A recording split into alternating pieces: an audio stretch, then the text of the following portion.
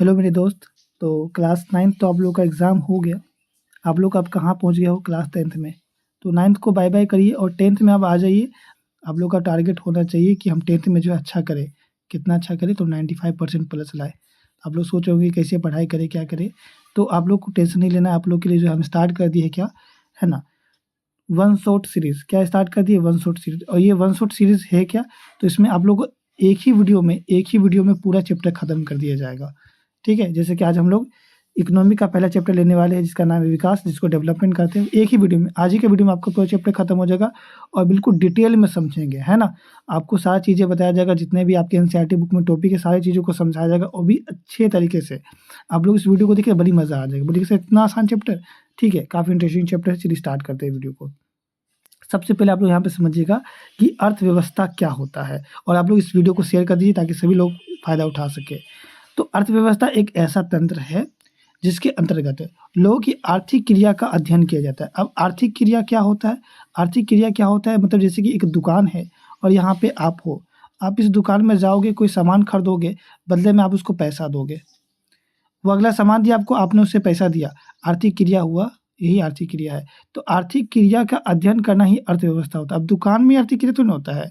आप स्कूल जा रहे हो, वहाँ पे स्कूल फ़ी दे रहे हो, ट्यूशन में ट्यूशन फ़ी दे रहे हो, है ना? हॉस्पिटल में आप इलाज कर तो वहाँ पे पैसा दे रहे हो, तो ये सब आर्थिक क्रिया है। तो आर्थिक क्रिया का अध्ययन करना ही क्या करता है, कहलाता है अर्थव्यवस्था। अब आर्थिक विकास समझिए। किसी देश या क्षेत्र में वस्तु या सेवाओं के उत्पादन में वृद्धि, जिससे लोगों की आय और जीवन स्तर में सुधार आता है। देखिए सिंपल सी बात है कि लोगों का आय में वृद्धि मतलब लोगों का पैसा, आर्थिक मतलब पैसा, लोगों का पैसा में विकास होना, पैसा में बढ़ोतरी होना ही क्या कहलाता है, आर्थिक विकास कहलाता है। कि जैसे कि आपके पापा जी का सैलरी मान के चलिए कितना है, 20,000 है। कितना है, 20,000 है। और आपका क्या हुआ, 2 साल पापा जी आपके उस क्षेत्र में काम करे और उनका सैलरी बढ़ा दिया गया, अब कर दिया गया 25,000। कितना कर दिया गया, 25,000। तो यहाँ पे आप देखेंगे तो आपका पापा जी का क्या हुआ, यहाँ पे आर्थिक विकास हुआ ना। आर्थिक विकास हुआ, बोलेंगे हाँ हुआ सर, है ना, आर्थिक विकास हुआ यहाँ पे। चलिए अब हम लोग आगे समझिए, ठीक है। यहाँ पे कुछ इशू हो गया, कोई बात नहीं, टेंशन मत लेना, है ना। आगे हम लोग समझेंगे यहाँ पे विकास क्या होता है। विकास क्या होता है जी, देखिए यहाँ पे विकास एक प्रक्रिया है जिसमें शुद्ध प्रति व्यक्ति आय में वृद्धि होने के साथ साथ असमानता, गरीबी, निरक्षरता तथा बीमारी में कमी आती है। दूसरे शब्द में बोले तो लोग के आर्थिक जीवन में सुधार हो तथा उनका जीवन स्तर ऊंचा हो, इसी को ही हम लोग विकास कहते हैं। मतलब विकास मतलब समझ में आया क्या हुआ?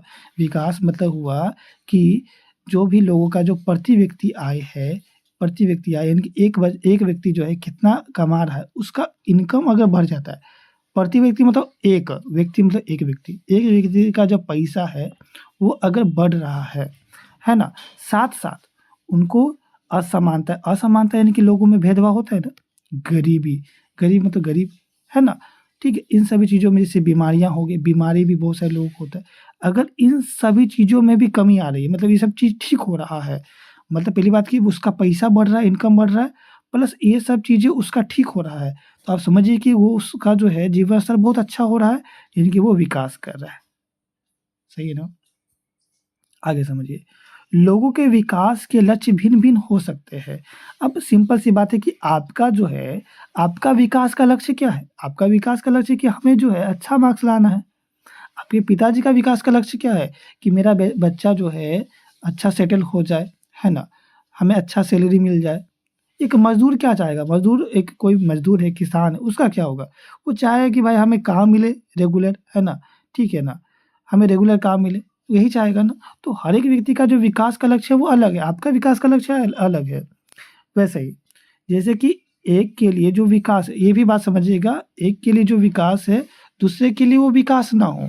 जैसे आपके लिए कोई चीज़ विकास है, वो आपके अगला कोई व्यक्ति उसके लिए विकास नहीं हो सकता है। जहाँ तक कि दूसरे के लिए वो विनाशकारी भी हो सकता है, यानी कि तो काफ़ी उसके लिए बुरा चीज़ हो जाएगा, है ना? बोलेंगे मेरे लिए तो काफ़ी बेकार चीज़ था, लेकिन एक के लिए अच्छा था वो। कैसे बोलेंगे सर? विकास तो सभी के लिए अच्छा होना चाहिए, किसी के लिए अच्छा हो रहा है, किसी के लिए बुरा क्यों? उदाहरण समझिए, जैसे देखिए, अधिक बिजली पाने के लिए जो उद्योगपति है, मतलब जैसे कि कोई उद्योगपति इंडस्ट्री वाला, मतलब जो बिज़नेसमैन, आप समझिए, ऐसा समझिए कि कोई उद्योगपति है, बिज़नेसमैन वाला है, उसको जो है मतलब बिजली चाहिए, क्या चाहिए? बिजली चाहिए। तो बिजली चाहिए तो उसके लिए वो क्या करेगा? बाँध बनाएगा। वो क्या बनाएगा? बाँध बनाएगा, डैम बनाएगा।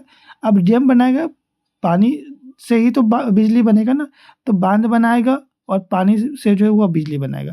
तो जब ये काम वो करेगा उद्योगपति, तो उद्योगपति के लिए विकास होगा होगा ना, उसको बिजली मिलेगा तो विकास होगा उसके लिए। लेकिन इससे जो ज़मीन होगा वो जलमग्न हो जाएगा, क्योंकि जो बाँध बनेगा तो उसमें पानी भी तो आएगा, बहुत सारे पानी डालना पड़ेंगे उसमें। आप देख रहे हैं कि जगह को बहुत बड़ा एरिया चाहिए होगा उसको, क्योंकि बड़े पैमाने पे बाँध बनता है। तो ज़्यादा ज़मीन जो है वो जलमग्न होगा। अब मान के चलिए इस ज़मीन पे बहुत सारे लोगों का अपना दुकान था, अपना घर था, ठीक है ना? तो आप समझ रहे कि उनका जो लोगों का जो जीवन है होगा वो अस्त-व्यस्त हो जाएगा, मतलब उनका घर, उनका दुकान तो सब टूट-टाट जाएगा, सब तो हटा दिया जाएगा। वो बेघर हो जाएँगे, उनका कोई घर नहीं रहेगा फिर, है ना? जैसे कि आदिवासी, अब उनका वो घर है, अब वहाँ तो बाँध बनेगा, बोलेगा भाई हटो, हमको बाँध बनाना है। तो बताइए कि कितना उसकी समस्या आ रहा है ना? वे इनका विरोध भी कर सकते हैं, अब सिंपल सी बात है, उनका विरोध भी करेंगे ही करेंगे, है ना? ऐसा होगा तो।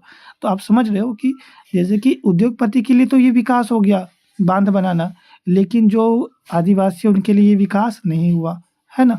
ठीक है, यहाँ तक कि विनाश भी हो गया उनके लिए, आप समझ रहे हैं ना? चलिए अब आगे समझिए, आय और अन्य लक्ष्य, ये क्या होता है जी?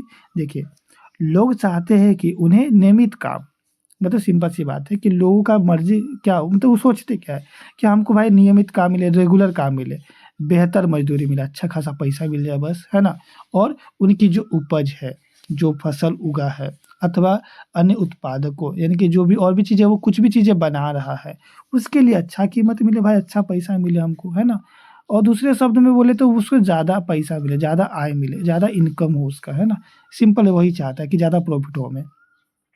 किसी भी तरह से ज़्यादा आय होना, है ना? ठीक है, आय चाहने के अतिरिक्त, मतलब सिंपल सी बात है कि ज़्यादा आय तो चाहते ही है कि हमें भाई ज़्यादा पैसा मिले। लोग बराबरी का व्यवहार, मतलब उससे लोग जो है अच्छा से व्यवहार करें, मतलब ऐसा नहीं है कि उससे अच्छा से बात करेगा भाई, उससे अच्छा से बात नहीं करेगा, है ना? उससे अच्छा से लोग बात करें, स्वतंत्रता हो, उन्हें आज़ादी हो, कुछ भी कर सकते हैं। सुरक्षा हो भाई, उन्हें भी सुरक्षा दिया जाए, है ना? और दूसरों से आदर मिलने की इच्छा भी रखते हैं, मतलब ऐसा नहीं कि हम किसी के अंडर में काम करें तो भाई हमें तो स्वतंत्रता ही नहीं मिली है भाई, हमें 5 घंटा नहीं, हमें 20 घंटा 10 घंटा खटाया जाएगा, पैसा कम दिया जाएगा, हमें सुरक्षा ही नहीं है भाई, हमारे जान का खतरा है, ठीक है ना? और हमें कोई आदर भी, रिस्पेक्ट भी नहीं कर रहा है, तो ये सब चीज़ में नहीं होगा ना। मतलब सिंपल सी बात है कि भाई हमें पैसा तो चाहिए प्लस हमें रिस्पेक्ट भी चाहिए, हमें आज़ादी भी चाहिए, सुरक्षा भी चाहिए, हमें सभी चीज़ें चाहिए, ठीक है ना? ये सब चीज़ें लोग चाहते हैं, ठीक है? केवल आय ही नहीं चाहते। अब आगे समझिए कि राष्ट्रीय विकास क्या होता है? राष्ट्रीय मतलब पूरे राष्ट्र का विकास। अब जैसे मान के चलिए बाँध बनेगा तो किसी एक व्यक्ति का विकास होगा ना, वही अगर हम क्या करेंगे, स्कूल खोल देंगे तो इसमें क्या होगा बताइएगा? स्कूल खोलेंगे तो लोगों को रोज़गार भी मिलेगा, बच्चे भी शिक्षित होंगे, तो हर एक के लिए ना हो गया। तो राष्ट्रीय विकास क्या होता है? पूरे देश के लिए जो विकास वाला काम होता है वो राष्ट्रीय विकास होता है। जैसे कि भोजन, शिक्षा, समाज सेवा, चिकित्सा मतलब इलाज, हॉस्पिटल, समाज सेवा के लिए कुछ चीज़ें बना दिया जाए, शिक्षा के स्तर पे कुछ काम किया जाए, मतलब लोगों की जो बुनियादी जो चीज़ें ज़रूरत होता है, मतलब ये चीज़ तो चाहिए लोगों को, है ना? ठीक है ना? तो ये सब चीज़ में अगर सहायता आदि प्रदान करना और प्रति व्यक्ति आय में वृद्धि को राष्ट्रीय विकास कहते हैं। मतलब हर एक व्यक्ति का इनकम अगर बढ़ जाता है, तो वो राष्ट्रीय विकास हो जाएगा, है ना? मतलब राष्ट्र मतलब देश का विकास हो जाएगा, है ना? ठीक है ना? उसके लिए क्या करना पड़ेगा? लोगों को भोजन प्रोवाइड करना पड़ेगा, है ना? शिक्षा स्तर पे ध्यान देना पड़ेगा, समाज सेवा करना पड़ेगा, चिकित्सा इलाज में ध्यान देना पड़ेगा सरकार को, तब जाकर के लोगों का इनकम बढ़ेगा और देश विकास कर पाएगा, ठीक है? अब आगे समझिए, आप विभिन्न देशों या राज्यों की तुलना कैसे कर सकते हैं कि कोई देश या कोई राज्य जो है, विकसित राज्य है, मतलब विकास वाला राज्य है या विकसित नहीं है। जैसे हम बोलते हैं ना कि जो झारखंड है वो विकसित राज्य नहीं है, तो क्यों बोलते हैं? कैसे तुलना करते हैं? तो आप इसको समझिए कि देश की तुलना करने के लिए उनकी आय सबसे महत्वपूर्ण विशेष समझी जाती है, मतलब सबसे ज़्यादा जो महत्वपूर्ण माना जाता है, विशिष्टता माना जाता है, वो किसको माना जाता है? आय को ही, पैसा को ही माना जाता है। और जिन देशों की आय अधिक होती है, उन्हें कम आय वाले, ठीक है ना, देशों से अधिक विकसित समझा जाता है। ऐसा देश जिसका इनकम बहुत ज़्यादा है, उसको कम आय वाले देशों से क्या समझा जाता है, विकसित समझा जाता है। बात समझ में आ गया ना? बात समझ में आ गया तो एक प्यारा सा लाइक कर दीजिए, है ना? ठीक है ना? तो सो बात की एक बात है, सिंपल समझिएगा कि जो देश के पास पैसा ज़्यादा है वो विकसित है, और जिसके पास कम पैसा है वो कम विकसित है। ठीक है ना? बस इतना। अब हम लोग समझेंगे राष्ट्रीय विकास, राष्ट्रीय आय क्या होता है। तो किसी देश की आय उस देश के सभी निवासियों की आय है, मतलब कोई भी एक देश का जो इनकम है वो वहाँ पे जितने भी लोग रह रहे हैं, सभी निवासी मतलब जितने भी लोग रहने वाले, उसका पैसा है, उसका इनकम है। ठीक है ना? इसमें जो है हमें देश की कुल आय ज्ञात होता है। ठीक है? इससे हमें क्या होता है, देश की कुल जो है कितना, देश टोटल पैसा देश के पास कितना है। सिंपल समझ में आ रहा है ना? जैसे देश मतलब कोई एक देश है जिसमें 100 लोग रहते हैं, कितने लोग रहते हैं, 100 लोग। अब पूरा 100 लोगों को, 100 लोग के पास जितना ही पैसा है सब कुछ जोड़ देंगे, 100 लोगों के पास जितना ही पैसा है सब कुछ जोड़ देंगे, तो वो क्या हो गया, देश का कुल आय हो गया, है ना? और कुल आय हम लोग ऐसा कहते हैं। ठीक है? मतलब सिंपल सी बात है कि कोई एक देश है जिसमें जितने लोग हैं उसके कोई भी व्यक्ति अगर 100 रुपये कमा रहा है या 1000 कमा रहा है या 10,000 कमा रहा है, जितना भी कमा रहा है, कोई 1 लाख कमा रहा है, सबका पैसा को जोड़ देंगे तो वो कुल आय हो जाएगा। क्या हो जाएगा, कुल आय। तो देश की कुल आय को ही क्या कहते हैं, राष्ट्रीय आय कहते हैं। लेकिन लेकिन यहाँ पे आप समझिएगा क्या, देश के बीच तुलना करने के लिए कुल आय इतना उपयुक्त माना नहीं जाता है। मतलब सिंपल से समझिए कि एक देश है जिसमें 100 लोग रहते हैं, इस मतलब कोई एक व्यक्ति के पास कोई एक व्यक्ति 1000 रुपये कमाता है, कोई 10,000 कमाता है, ऐसे मान के चलिए टोटल जो है, मान के चलिए वो देश जो है वो कितना 20,000 मतलब 20 लाख कमा रहा है। मान के चलिए कितना कमा रहा है, 20 लाख कमा रहा है। ठीक है? कितना कमा रहा है, 20 लाख, आप समझ लीजिए। ठीक है? जो भी है, कोई एक डाटा हम ले लेते हैं, है ना? उतना कमा रहा है कोई एक देश, 100 लोग में इतना कमा रहा है। और वही कोई एक देश है, या फिर चलिए छोटा डाटा हम लेते हैं, चलिए आपको छोटा सा समझाते हैं। जिसके मान के चलिए कोई एक देश है जिसमें 10 लोग रहते हैं। कितने लोग रहते हैं, 10 लोग रहते हैं। और उस देश में जैसे कि एक व्यक्ति 500 कमा रहा है, 1000 कमा रहा है, ऐसे जो है मान के चलिए हम लेते हैं, और टोटल जो है यहाँ पे इनकम हो जा रहा है वो 10,000 हो जा रहा है। कितना हो जा रहा है, 10,000। मतलब एक देश है जिसमें 10 लोग रहते हैं और टोटल इनकम 10,000 है। ठीक है? एक और देश है जहाँ पे कितने लोग रहते हैं, जहाँ पे जो लोगों की संख्या मान के चलिए वो 20 लोग रहते हैं। कितने लोग, 20 लोग रहता है। और वहाँ पे भी जो इनकम है वो आप मान के चलिए वहाँ पे कितना है, 12,000। कितना है, 12,000 है। ठीक है ना? तो अब हमको ये बताइए कि विकसित वाला कौन हो गया। जो बोलेंगे सर इसका 12,000 इसका ज़्यादा है देश का, तो ये विकसित हो गया। ऐसे नहीं समझेंगे, यहाँ पे 20 लोग हैं इसका 12,000 है, यहाँ 10 लोग हैं इसका 10,000, ऐसे हमको नहीं पता चलेगा। ऐसे पैसा से आप बोलिए कि ये विकसित है, नहीं। एक व्यक्ति कितना कमा रहा है उससे पता चलेगा। ठीक है ना? ऐसे नहीं पता चलेगा ये, क्योंकि ये अच्छा नहीं है। अब देखिए यहाँ 20 लोग या 12, तो सिंपल सी बात है, थोड़ा सा लोग ज़्यादा तो कमाएगा ना ज़्यादा जी। तो ऐसे हम लोग नहीं पता कर पाएंगे। ठीक है ना? यही चीज़ यहाँ पे बताया जा रहा है कि हम देश का कुल जनसंख्या का जो पैसा है, आय, उसको हम लोग जोड़ देंगे तो उसको राष्ट्रीय आय कहते हैं। लेकिन ये उतना अच्छा नहीं माना जाता है, क्योंकि देश की जनसंख्या अलग अलग होती है। कोई देश में कम लोग हैं, कोई देश में ज़्यादा लोग हैं। ठीक है ना? तो कुल आय की तुलना करने में हमें यह ज्ञात नहीं होता है कि औसत व्यक्ति जो है क्या कमा रहा है। ठीक है ना? मतलब एक व्यक्ति जो है कितना कमा रहा है वो हमें नहीं पता चलता है। तो उसके लिए हम लोग क्या करते हैं, औसत आय निकालते हैं। क्या निकालते हैं, देखिए, चूँकि पहले जो है हर एक देश में पता करने के लिए कोई कौन देश कौन विकसित है, कौन विकासशील है, कौन अल्प विकसित है, उसको पता करने के लिए क्या करना पड़ता था, राष्ट्रीय आय। लेकिन राष्ट्रीय आय उतना अच्छा नहीं था, तो इसीलिए अब क्या सोचा गया कि हम भाई औसत आय निकालेंगे। क्या निकालेंगे, औसत आय। तो अब औसत आय क्या होता है, अब इसको समझ लीजिए। राष्ट्रीय आय तो आपको पता है कि कोई एक देश है जिसमें 10 लोग हैं, अब एक व्यक्ति मान के चलिए 5 रुपये कमा रहा है, ऐसे हम ले लिए 5 रुपये, दूसरा व्यक्ति भी 10 रुपये कमा रहा है, तीसरा व्यक्ति 15 रुपये कमा रहा है, चौथा व्यक्ति 20 रुपये, ऐसे मान के चलिए कमा रहा है। चारे को लोग लीजिए ना, ठीक है? तो सबको जोड़ दीजिए, 5, 10, 15, 20। ठीक है ना? चारों को इनकम जोड़ दिए, 15, 15, 30 और 20, 50 हो गया। ये हो गया आपका राष्ट्रीय आय। ऐसे निकालते हैं टोटल जितना भी लोग हैं, जितना भी कमा रहे सबको जोड़ दिए, राष्ट्रीय आय हो गया। हम औसत आय समझने वाले क्या होता है, औसत आय क्या होता है, तो हम औसत आय की तुलना करते हैं जो कि देश की कुल आय को कुल जनसंख्या से भाग देने पर निकलता है। क्या है जी, तो देश की कुल आय को कुल जनसंख्या से भाग देने पर जो निकलता है उसे ही क्या कहते हैं, औसत आय। और औसत आय का एक और नाम क्या है, प्रति व्यक्ति आय भी होता है। इसको याद कर लीजिएगा, इम्पोर्टेंट है। क्या, कुल आय को कुल जनसंख्या से भाग देने पर जो आएगा आंसर वही आपका औसत आय होगा। जैसे कि समझिएगा कि जैसे कि एक एक देश है जिसमें 4 ही लोग रहते हैं, मान के चलिए 4 लोग रहते हैं। एक व्यक्ति कमा रहा है 100 रुपया, एक व्यक्ति का कमा रहा है 1000 रुपया, एक व्यक्ति कमा रहा है 500 रुपया और एक व्यक्ति और कमा रहा है, मान के चलिए कितना, 400 रुपया। कितना कमा रहा है? 400 रुपया। 4 है, ठीक है। अब जोड़िए, क्या बोला जा रहा है कि कुल आय बटा कुल जनसंख्या। 4 लोग हैं ना, कुल आय कितना हुआ? जोड़िए, 100, 1000, सबको जोड़िएगा, 1100 हो जाएगा, 500, 1600 हो जाएगा, 400, 2000 हो जाएगा। कितना हो जाएगा? 2000 हो जाएगा। बटा में क्या करिएगा? कुल जनसंख्या। के गो लोग है? 1 गो, 2 गो, 3 गो, 4 गो लोग है, तो 4 लिखिएगा। अब काटिएगा तो 4 से कटेगा 5 बार में, 4 पंचे 20। फिर देखिएगा तो 2 को 0, 2 को 0, यानी कि 500। एक व्यक्ति कितना कमा रहा है? तो बोलिएगा 500 कमा रहा है ना, ठीक है ना। ऐसे आप क्या निकालिएगा? प्रति व्यक्ति आय निकालिएगा, ठीक है। तो ऐसे निकलता है कि ऐसे आंकड़े निकाल, क्योंकि हमें एक व्यक्ति का ऐसा ना पता कर पाएंगे। टोटल जितना पैसा है, टोटल कितना लोग हैं, डिवाइड कर दीजिए, ऐसे निकल जाता है एक व्यक्ति का इनकम, ठीक है ना। अब आगे समझिए, तो वैसे क्या किया जाता है, पता किया जाता है कि कौन देश विकसित है, कौन देश विकासशील है, कौन अल्प विकसित है। जैसे कि भारत विकसित नहीं देश है, अमेरिका विकसित, क्योंकि अमेरिका में जो है प्रति व्यक्ति आय बहुत ज़्यादा है, ठीक है ना। विश्व बैंक की विकास रिपोर्ट के अनुसार, देखिए यहाँ पे विश्व बैंक जो है ना, वर्ल्ड बैंक, वो क्या करता है, एक विकास रिपोर्ट बनाता है। उसमें क्या बताता है, उसके अनुसार क्या वो दिखाता है, देखिएगा यहाँ पे, समझिएगा।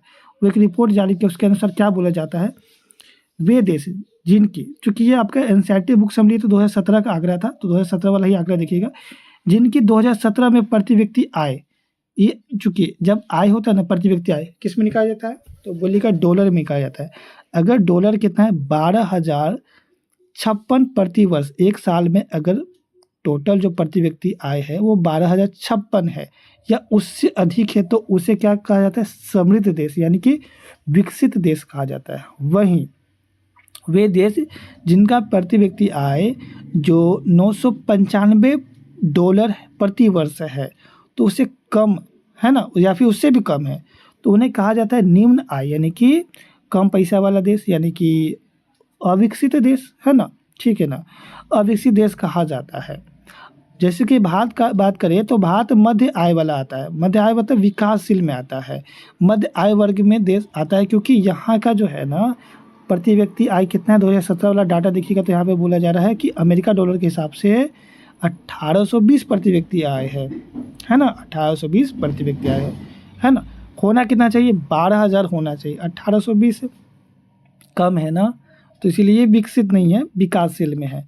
अब चूंकि आप अल्प विकसित भी नहीं बोल सकते, क्योंकि 995 भी नहीं, उससे ज़्यादा है ना, 1800 तो ज़्यादा ही हो गया है ना, बहुत ज़्यादा हो गया।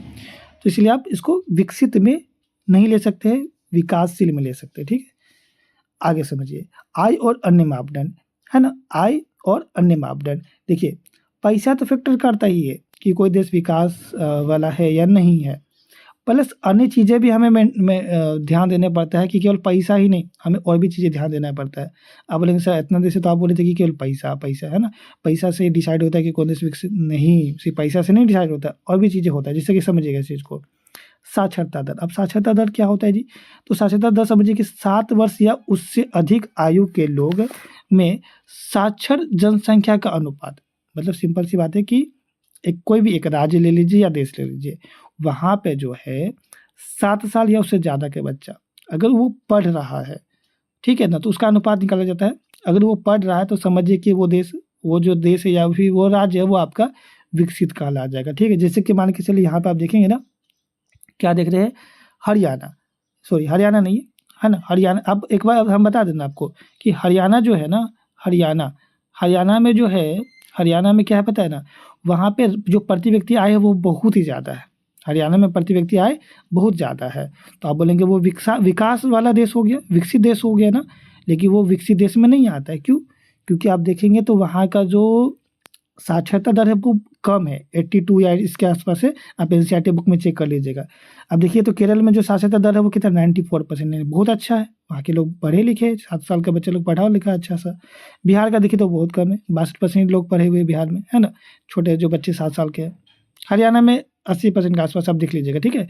तो ये चीज़ है, तो मतलब केवल पैसा मैटर नहीं करता है कि वहाँ पे लोग कितना पढ़ रहे हैं, वो भी मैटर करता है कि पढ़े लिखे भी तो लोग हैं ना। तो केरल को माना जाता है क्या, विकसित राज्य माना जाता है। ये एग्जाम में आते हैं एमसीक्यू में, है ना, कि विकसित राज्य किसे कहा जाता है, तो बोलेगा केरल को।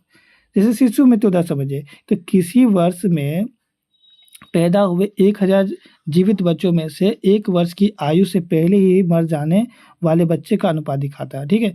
मतलब 1000 बच्चा है, एक ही साल के अंदर में अगर उस बच्चा का मृत्यु हो जा रहा है, 1000 बच्चा मान के चलिए जन्म हुआ किसी वर्ष में और एक ही साल में, उसी साल में मान के चलिए 1 साल ही नहीं हुआ वो बच्चा का और उसका मृत्यु हो गया, तो आप बोलेंगे कि वहाँ पे जो है हॉस्पिटल का व्यवस्था ठीक नहीं है, स्वास्थ्य सुविधा अच्छा नहीं है, तो वो शिशु मृत्यु दर होता है, शिशु मृत्यु दर, ठीक है ना? आप देखेंगे तो जैसे कि यहाँ पे आप देख पाए डाटा कि जो केरल में शिशु मृत्यु दर है बहुत कम है, 10% है। बिहार में शिशु मृत्यु दर कितना है? 38%, काफ़ी ज़्यादा हो गया।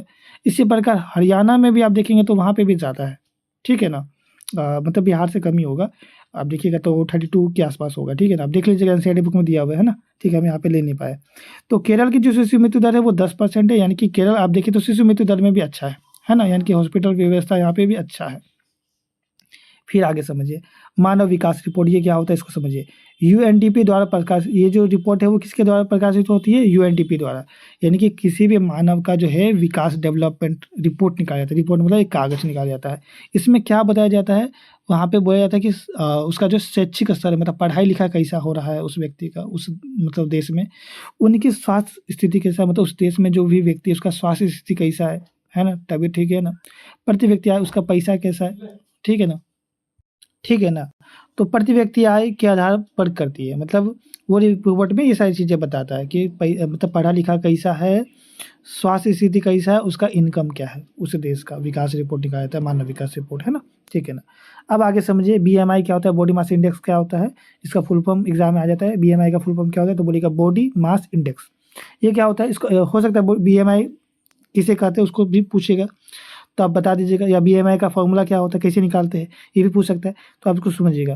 बोलिएगा किलोग्राम में व्यक्ति का भार को, मतलब कोई भी व्यक्ति उसका कितना वजन है केजी में बताना है आपको।